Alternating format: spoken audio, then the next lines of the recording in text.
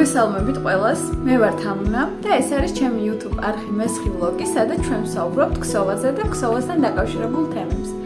თუ თქვენთვის ეს ყველაფერი საინტერესოა, გთხოვთ გამოიწეროთ ჩემი არხი, რომ არ გამოტოვოთ შემდეგი ვიდეოები. ამ ვიდეო ვლოგში მე თქვენ გაგიზიარებთ ყველა დასრულებულ ნივთს, რაც მაქვს ამ ეტაპზე და სავარაუდოდ მომავლის გეგმებს. იქიდან გამომდინარე, რომ ამ ეტაპზე ჭხირებზე არსებული პროცესებიდან აბსოლუტურად ყველა გადაინაცვლა დასრულებულ კატეგორიაში. ჯერჯერობით არაფერი ახალი არ მაქვს დაწყებული და იმედი მაქვს ვიდეოს ბოლოს ერთად მოვიფიქრებთ რა შეიძლება რომ მოგხსოვოს შემდეგი ვიდეო ვლოგისთვის. ასე რომ დარჩით ჩემთან, მოიმარჯვეთ ცხელი სასმელი, ჩაი, ყავა, რაც გაგიხარდებათ, პროცესი, რაზეც ახლა მუშაობთ და ჩვენ ვიწყებთ ახალ ვიდეო ვლოგს.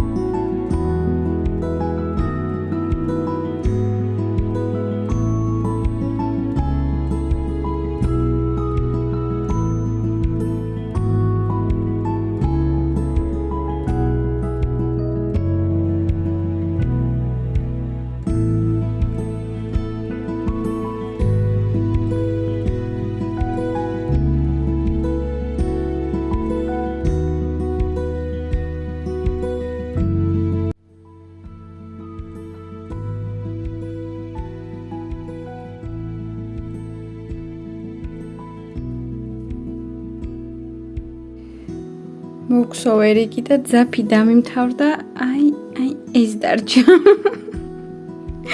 ანუ აი ეს დარჩა სულ. აი ეს. რამე კვანძის გასაკეთებლადაც არ მეყოფა იმე მეცინება უკვე. ანუ აი ესეთი კაბის წინა დეტალი ან უკანა დეტალი, რავი რომელიც იქნება მოგხსოვე მანქანაზე. ძალიან დიდი ხანია ვქსოვ მწვანე მაიკას და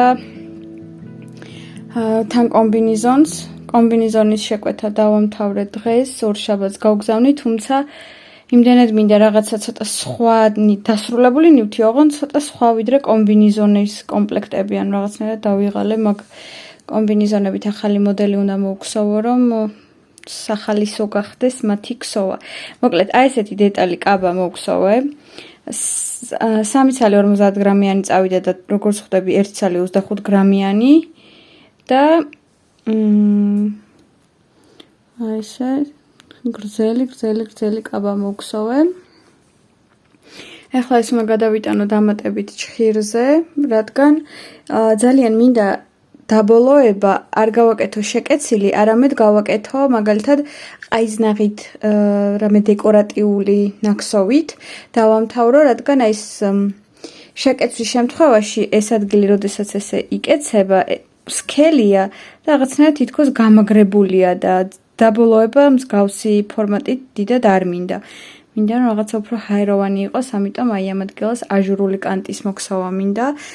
აი აქ და როგორც კი მეორე დეტალს მოგხსოვ, მეორე დეტალისთვის დარჩენილი მაქვს 50 გრამი ძაფი, ანუ უნდა დავიმატო კიდევ 3 ცალი 50 გრამიანი და ზუსტად 25 გრამი დამრჩება, იმ 25 გრამით აი აქ ბოლოში წრეზე გავუკეთებ კანტს.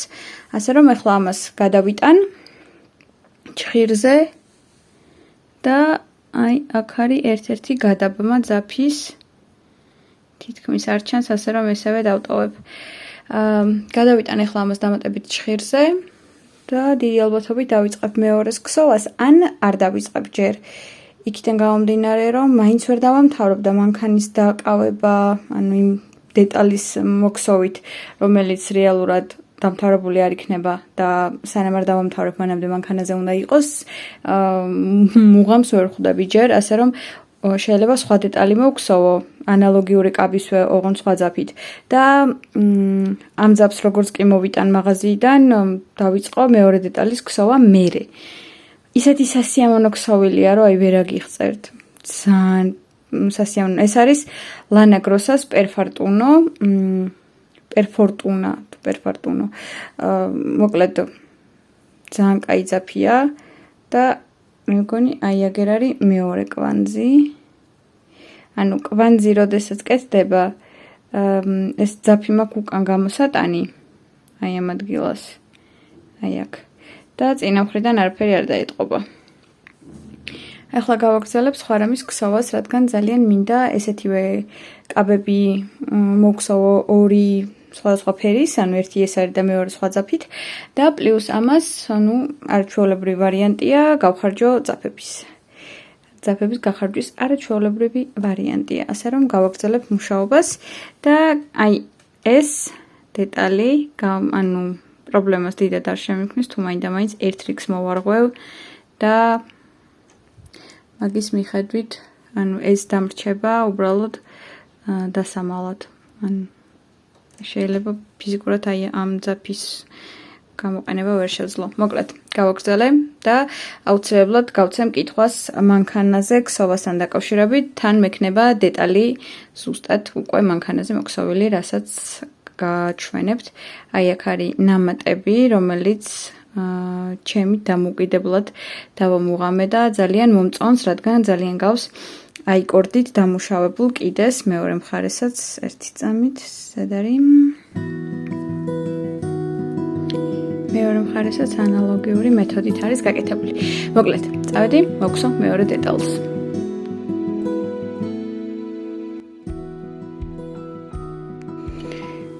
მანქანაზე მოქსოვის მერე ავაწყვე, ანუ ამ შემთხვევაში აწყობაში ითვლება ის, რომ მკლავის ნაკერი გავაკეთე და გვერდითა ნაკერი აი აქ, ანუ ეს შიგნიდან უფრო შესამჩნევია, ორივე მხარეს, დარჩა საყელოს მოქსოვა, ამ ადგილას მრგვალი საყელოთი გადავწყვიტე ეს კარდიგანი, ანუ აქ უნდა მოვქსოვო რეზინი როგორც მანჟეტებზე და მოვქსოვო ვერტიკალური რეზინი ქვემოთ ორივე მხარეს. პლუს ამას ეს დეტალი არ მაქვს დამთავრებული და აქაც რეზინია საჭირო, ანუ ნაკერები აი აგერ მთავრდება, ეს ბოლომდე უნდა ჩავკერო და მერე თეთრი მანჟეტები. და საქმე იმაშია, რომ დამრჩა ძაფი და ვფიქრობ დავამატო სიგრძე, მაგრამ სიგრძეს თუ დავამატებ, მერე მეყოფა თუ არა თეთრი ძაფი მანჟეტების რეზინების მოსაქსოვად, თუ დავამატო სიგრძე და ეგ დეტალები უკვე ლურჯი ძაფით მოვქსოვო, იმიტომ რომ ლურჯი ძაფი ცოტა უფრო მეტი დამრჩა ვიდრე თეთრი. რაც შეეხება კითხვა იყო ორთქლის აპარატს, რომელს ვიყენებ. ორთქლის აპარატი მაქვს აი ესეთი, ყველაზე უბრალო, არც ვიცი რა ფირმაა, მე მგონი Sanokia თუ სწორად მახსოვს. თუ Solex? Solex-ი ყოფილა. ეს 2 წლის წინ ვიყიდე ერთ-ერთ ინტერნეტ მაღაზიის საიტზე, რომელიც არის თუ სწორად მახსოვს, ესე იგი გავიხსენებ, მოკლედ კომენტარებში დავტოვებ, ანუ ძალიან ისეთი პოპულარული ინტერნეტ მაღაზია, სადაც სხვა ბევრი ტექნიკაც იყიდება და ჩვეულებრივი უთო და ეს ვიყიდე ერთად, მაშინ ეს იყო ფასდაკლებით და 35 თუ 45 ლარი რაღაც ესე გამომივიდა. რეალურად პლუს მინუს მაგ ფასებში შეიძლება 35 არა, მაგრამ 45-55 ლარად უკვე შეიძლება ასეთების ყიდვა. არაფერი განსაკუთრებული, აი აქ წყლის ავზი, რომელიც ეხსნება ქვედა მხრიდან, აი აქედან. აი ეს არის წყლის ავზი. ეხლა ჩანს კიდევაც რომ შიგნით ცოტა არის. ეხსნება, შეგიძლიათ ავსოთ, პლუს რაღაცა ჩოთქი სავარცხელივით მოყვა თავზე, რომელსაც არასდროს არ ვიყენებ, მარტო ესე პირდაპირ ვორთქლავ, რასაც ვქსოვ ხოლმე. პრაქტიკულია ძალიან და არ ვთვლი რომ საჭიროა რაიმე დიდი თანხის გადახდა ესეთ ნივთში იაფიანის მშვენივრად უმკლავდება. რაც შეეხება ნივთს, აი ესეთი დილემის წინაშე ვარ, ეს კონკრეტული არის წელს ქვემოთ, მაგრამ მენჯს ბოლომდე არ ფარავს და ვფიქრობ დავაგრძელო თუ დავტოვო ისეთი როგორიც არის. ძაფი თუ მეყოფა დიდი სიამოვნებით აი ესეთ ორ ზოლს დავამატებდი, ანუ ერთი თეთრი, ერთი ცისფერს კიდე გავიმეორებდი და მე უკვე ანუ ეს საკმაოდ ისეთი კარგი დეტალი დაემატებოდა. მერე პლუს რეზინა ისევ აი ეს ამხელა თეთრი ფერის და გამოვიდოდა რომ კარგად დაგრძელდა, ანუ დაგრძელდებოდა აი ამ მონაკვეთით და ეს უკვე სავსებით მაკმაყოფილებს რომ კარგი სიგრძე კონდეს თუ მეყოფა ძაფი. ზურგიდანაც გაჩვენებთ ბარემ. ამ ვიდეოს ბოლოს არ ვიცი დასრულებული მექნება თუ არა, მაგრამ აი ესე გამოიყურება ზურგი, ეს არის იაპონური მხარი. დავიწყე ქსოვა აი ამ თვლების ამოყვანით, ეს გამხმარი ყვავილები, ანუ მომწონს გამხმარი ყვავილები, მაგრამ ეს აქ არ უნდა იდოს, სხვაგან უნდა იდოს. ანუ აქ ამოვიყვანე აი ეს თვლები და ყოველ რიგში ვამატე თვლები კიდეში, რომელიც მე ერთი ჰორიზონტალური ხაზით ამოვიყვანე და ისევ მანქანაზე გავგრძელ ქსოვა. ანუ ეს ყველაფერი მანქანაზეა მოქსოვილი. და ტესტავ მანქანაზე ქსოვის საკითხებს, მოკლედ იმედი მაქვს რამე გამომიო. შემდეგისთვის ერთადერთი რასაც შევცვლიდი, ანუ აქ ნიმუში არ მაქვს აქ მოქსოვილი, რატომღაც ღამის 12 საათზე მომინდა რომ უცებ რაღაცა დამეწყო და დავიწყე და ნიმუშის გარეშე რა თქმა უნდა, იმიტომ რომ ახლა კიდევ ნიმუში რომ მომექსოვა, რომელიც 2 დღე უნდა დებულიყო, რომ რაღაცა გამოთვლები გამეკეთებინა, ჩავთვალე რომ მე სურვილი დამეკარგებოდა. აი აქ უფრო ნაკლებს ამოვიყვანდი თვლებს დაახლოებით აი ესე შემდეგისთვის, მაგრამ ეს რადგან არის 100% აბრეშუმი პლუს ზაფხულისთვის არის, ანუ არ არის პრობლემა რომ იყოს ცოტა გახსნილი საყელოს არე, იყოს ცოტა დიდი, იმიტომ რომ გარიცხვის მერე მგონია რომ ცოტათი გაიშლება და იქნება უფრო დაბარდნილი. After before-ს გადავიღებ, ანუ გარიცხვამდე და გარიცხვის მერე და რაც შეეხება უკვე სხვა ძაფით მოქსოვის შემთხვევაში, აი ამ დეტალს უფრო პატარას გავაკეთებდი, რომ უფრო მეტად იყოს ყელის არეში მომდგარი. მაგრამ ჯერჯერობით ახლა რასაც ვქსოვ და რაც მაქვს გაკეთებული, სავსებით მაკმაყოფილებს. ძაფს რო გითხრათ, რომ რეზინა უჭირავს თქო და მანჟეტებს რო მოქსოვთ რაღაცა ცვლილებები იქნება ზედ თქო, არა. 3 მმ ჩხერით მოქსოვე რეზინი, იმიტომ რომ ჩემ მანქანაზე ჯერ ვერ დავამოღამე რეზინის ქსოვა. თუმცა, რასაც ვქსოვ, ჯერჯერობით ისიც მაკმაყოფილებს. ახლა ვეცდები რომ რაღაცა დეტალები, მაგალითად საყელოს რეზინა მოვქსოვო, იმიტომ რომ აქ გვაქვს შემდეგი ვარიანტი, რომ ჯერ ვქსოვთ აი ამ ზედა რეზინს, აი აქ რომელიც უნდა იყოს და მე ვქსოვთ ზედვე ვერტიკალურს, ასე რომ შემიძლია ეს მოვქსოვო და მეცოდინება ამ ყველაფერს რამდენი თეთრი ზაფი ჭირდება, ან ლურჯით გავაკეთო, მაგრამ აი აქ რო ლურჯი მაქვს, მინდა რომ არ დაირღვეს ეს პრინციპი და თეთრი იყოს მანდ. შეიძლება ლურჯი ქვემოთ რეზინი გავაკეთო და მე თეთრით გავაკეთო ვერტიკალურები. ვნახოთ ჯერჯერობით ძალიან ისე ფიქრებში ვარ, მაგრამ რაც გამოდის ძალიან მომწონს ფერთა შეხამება და მომწონს როგორ გამოვძვერი სიტუაციიდან, იმიტომ რომ თითოეული მათგანი მქონდა 150-150 გრამი. და ნუ რა თქმა უნდა, დამოუკიდებლად ეყოფოდა მარტო ტოპს. და ტოპის მოქსოვას მაგივრად, რატომღაც ესეთი საზღვაო სტილში გადავწყვიტე კარდიგანი. რომელიც ზუსტად ვიცი რომ გამომადგება განსაკუთრებით გრილ საღამოებს, გამილამაზებს. ასე რომ, აი ესეთი ნამუშევარი მაქვს ახლა.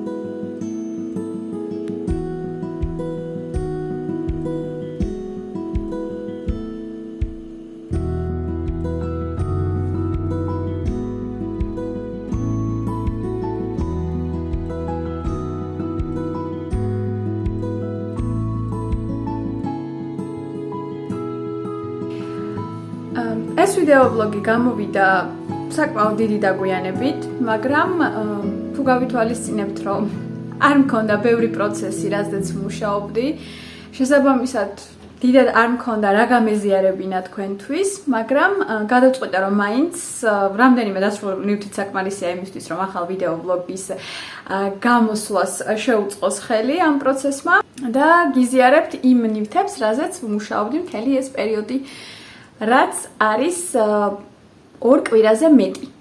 ხოლო დასრულებულ ნივთებს რაც შეეხება, ეს არის მწვანე მაიკა, დავიწყოთ აი ამ მაისურით, რომელიც დავიწყე შარშან ჯერ კიდე და აუცილებელი იყო რომ წელს ზაფხულის დადგომამდე დამესრულებინა, რაც უკვე შევასრულე. ნივთი უკვე ჩემთან აღარ არის, თუმცა მაქვს ვიდეო ნაწყვეტი, სადაც თავიდან ბოლომდე ჩანს უკვე დასრულებული, ღილებ მიკერებული და საბოლოო ეფექტის ნახვა შეგვიძლია. ეს მაისური შესრულებულია Summerside-ის ძაფით, ანუ ლანეგროსას წარმოებული ძაფია, სადაც გვაქვს 50 გრამში 170 მეტრი და 50% ბამბა, 50% აბრეშუმი. არაჩვეულებრივი მწვანე ფერის, ესეთი მაისური ზუსტად ამ ფერში უკვე მაქვს მონაქსოვი შეკვეთით და ეს იყო გამეორება. ამ ძაფით უკვე ესეთი მაისური ეს არის მესამე, პირველი იყო ცისფერი, მერე იყო მწვანე და ესეც მეორე მწვანე ფერის მაისური. შესრულებულია 4 მმ ჩხირით, რა თქმა უნდა ხის ჩხირებით, ანუ მე მიყვარს ხის ჩხირებზე მუშაობა და როგორც კი აქტიურად დავიწყე მუშაობა ამ მაისურის დასრულებაზე, რეალურად რამდენიმე დღე აღმოჩნდა საკმარისი, მანამდე კი მთელი თითქმის წელიწადი მედო ხელმოუკიდებელი. მაგრამ ახლა უკვე დასრულებულია და შემიძლია გადავიდე რაიმე სხვა პროცესზე. პარალელურად მუშაობდი, ანუ ესეთი იდეა მქონდა და ვერც მოვითმინე რომ გვერდზე გადამედო ეს იდეა და ღამევე დავიწყე განხორციელება. ეს არის კარტიგანი, რომელიც მოგხსოვე მანქანაზე და ყველა ნაწყვეტი რაც მაქვს ამ ეტაპზე გადაღებული თქვენ უკვე იხილეთ. და ახლა გაგიზიარებთ როგორ გამოიყურება დასრულებულ მდგომარეობაში. სამწუხაროდ გარიცხვის მერე ლურჯმა ფერმა გაუშვა საღებავი და აი ეს ფერი უნდა ყოფილიყო ესეთი რძისფერი, თუმცა ახლა არის მოცისფერო. აი ესე გამოიყურება დასრულებული, ეს არის მრგვალსაყელოიანი კარტიგანი. ძაფი მაქსიმალურად ვეცადე რომ ბოლომდე გამომეყენებინა. თუ დააკვირდებით, მიხვდებით რომ ეს არის იაპონური მხრის ტექნიკით მოქსოვილი, უკან არის მთლიანად ეს ნამატის ადგილები გადატანილი ან ბეჭებზე და მერე არის ამოყვანილი თვლები, რომლითაც მოგვსოვეთ წინა ნაწილი. ეს არ არის წრეზე მოქსოვილი, მოვხსნათ. ეს არ არის წრეზე მოქსოვილი, აქ ჩვენ გვაქვს ესეთი ნაკერები ორივე მხარეს. ამ ნაკერებით ავაწყე კარკასი, ანუ მკლავებიდან მოყოლებული იღლის გაყოლებაზე გავაკეთე ნაკერები, რის შემდეგაც დავიწყე მანჟეტების ქსოვა. აი ესეთი მანჟეტები, მოვქსოვე ქვემოთაც რეზინი, გავაფორმე საყელოს რეზინი, ახლოდან მოვწერო გაჩვენოთ, აი ესე. და მერე დამრჩა მხოლოდ ლურჯი ძაფი და ლურჯი ძაფით გადავწყვიტე მდგომარეობიდან გამოსვლა და აი ესეთი პლანკა მთლიანად არის ლურჯი ფერის. ეხლა უცებ მოვიცმევ, რომ უფრო უკეთესად დავინახოთ როგორ გამოიყურება ჩაცმულ მდგომარეობაში. ღილები ჯერჯერობით არ აქვს, მქონდა იდეა კონკრეტული ღილების, თუმცა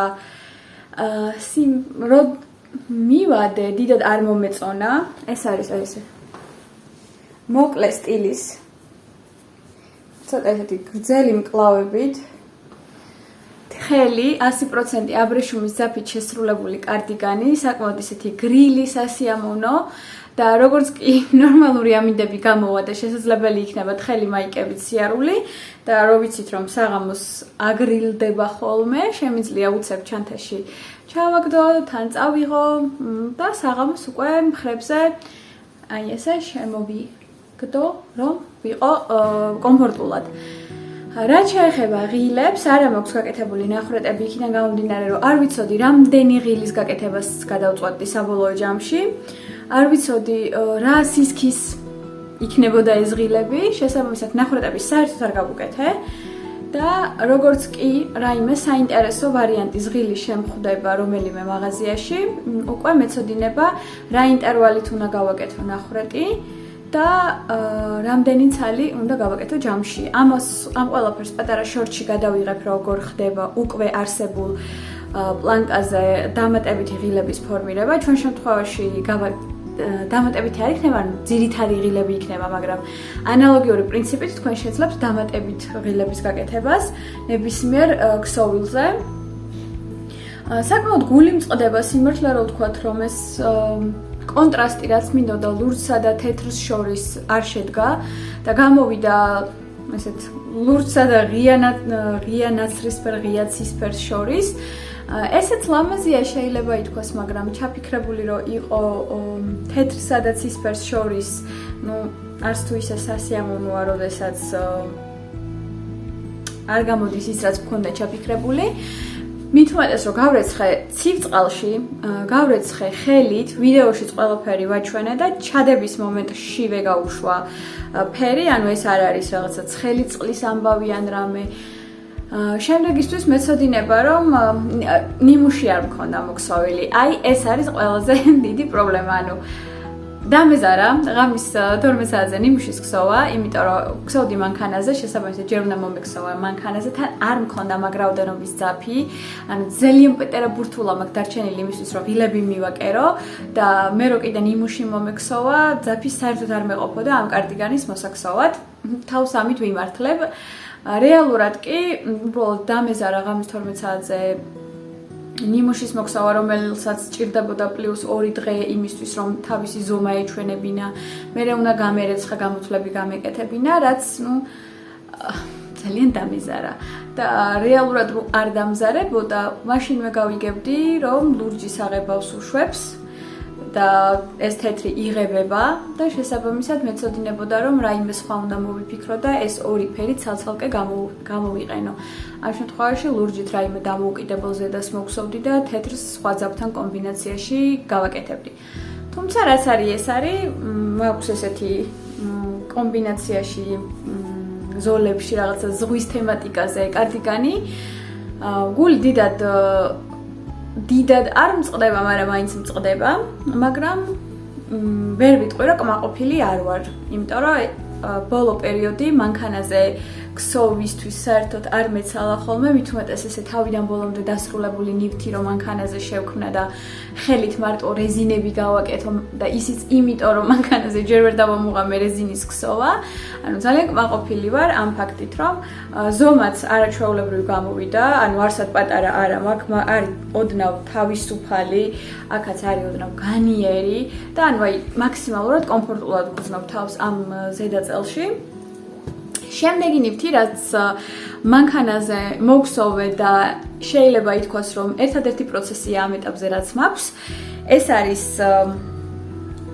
ეხლა პროცესებს ვიტყვი და კიდე ერთი ნივთი, არ ვიტყვი პროცესებს, კიდე ერთი დასრულებული ნივთი მაქვს, რომელიც გავგზავნე უკვე ამერიკაში და იქიდან გამომდინარე, რომ რამდენიმე ვიდეოს წინ ანალოგიური კომპლექტი უკვე გავგზავნე. ფერი იყო უბრალოდ განსხვავებული. ეს არის კომბინიზონი და წინდები, რომელიც ვქსოვე ამ ვიდეო ჭრილის მანძილზე და ვერ გავაგზავნე პარასკევს იქიდან გამომდინარე, რომ იყო 9 მაისი, ვერ გავაგზავნე 12-ში, იმიტომ რომ იყო დასვენების დღე და გავგზავნე 13 მაისს და მიუხედავად ამისა ვერ მოვიფიქრე ის, რომ არ მაქვს ვიდეო ჭრილი, სადაც არის დასრულებული ნივთი. მაგრამ მსგავსი კომპლექტები იმდენად ბევრჯერ მაქვს უკვე მოქსოვილი და გაგზავნილი, რომ უბრალოდ ფერი იყო განსხვავებული, თქვა წინა ვიდეოში გაგზავნილ კომბინეზონთან განსხვავებით. იქ იყო კვეთრი ლურჯი, აქ იყო რაღაც ჯინსის ფერი, всё. არაფერი განსაკუთრებული და ესეც გამოვიდა რომ კომბინეზონი თავისი წინდით, მაიკა მწვანე და ეს კარდიგანი 4 დასრულებული ნივთი მაქვს და ერთადერთი პროცესი ისიც ჩხირზე არამედ მაქვს მანქანაზე და ეს არის აი ესეთი კაბის წინა დეტალი, ეს არის პერფორტუნოს ძაფი, რომლითაც მაქვს მოქსოვილი უზარმაზარი უგრძელესი ქსოვილი, ეს არის ოთხკუთხედი ყელით, ანუ აი აქ არის ოთხკუთხედი და მერე არის აი ესეთი იღლიაში შეჭრილი დეტალი ორივე მხარეს, აი აქეთაც. აი ესე. და ძაფი დამაკლდა. რაც მქონდა იქიდან დამრჩა დაახლოებით 30 გრამი და დავიმატე ის კიდევ 100 გრამი. ეს უნდა ავწონო რომ გავიგო ზუსტად მაგ რაოდენობა მეორე იდენტური დეტალისთვის თუ არა და დავიწყო ზუსტად ესეთივე მეორე დეტალის ქსოვა. რის შემდეგაც ნაკერები უნდა გავაკეთო იღლიდან სიგრძემდე და ბოლოში უნდა დავამთავრო განსხვავებულად ვიდრე წინა მსგავსი ძაფით შესრულებული კაბა იყო. წინა კაბის ქსოვის დროს ანუ ნაკეცი გავაკეთე, ანუ აი ეს ბოლო დეტალი, აი აქ რაც არის, გადავკეცე და აი აქ თვლებში ჩავხურე და საბოლოო ჯამში აი ესეთი ნაკეცით დამთავრდა. აქ მსგავსი მეთოდის გამოყენება არ მსურს, მინდა რომ ყაისნაღით რაიმე დეკორატიული კანტი გავუკეთო, რომელიც თან უფრო ჰაეროვანს და მსუბუქს გახდის აი ამ დასრულების დეტალს და უფრო ელეგანტურად აქცევს და არა სპორტულად. შესაბამისად, ჯერ უნდა მოვხსოვო მეორე დეტალი, ნაკერები გავაკეთო და მე უკვე ყაისნაღით დეკორატიული კანტის ქსოვაზე გადავიდე. ჯერჯერობით სულ ეს არის რაც მაქვს პროცესში. გეგმაში რაიმე კონკრეტულის მოქსოვა არ მაქვს, თუმცა ძალიან მინდა იქიდან გამომდინარე რომ ამ ეტაპზე არ მაქვს არც ერთი შეკვეთა და რაც სხვათა შორის ძალიან მიხარია. მინდა რომ ჩემ მარაგში არსებული ძაფების დიდი ნაწილი გავხარჯო, მოვასწრო ყოველი შემთხვევისთვის და რაღაცა ისეთი იდეები განვახორციელო, რაც დიდი ხანია გონებაში მიტრიალებს და დატვირთულობიდან გამომდინარე ვერ ვიცლიდი ამ ყველაფრისთვის. ეს არის კარდიგანი, რომელიც იქნება აი ამის მსგავსი, უბრალოდ ზამთრის ვარიანტი და უფრო მეტად დახურული ყელით. და ეს შევასრულო ლანა გროსას ძაფებით, რომელიც უკვე მაქვს მარაგში. ეს არის ბეჟი ფერი 100% ლამაზ ბეწვი, ხოლო თეთრი ფერი მირინოსი და ალპაკას კომბინაცია.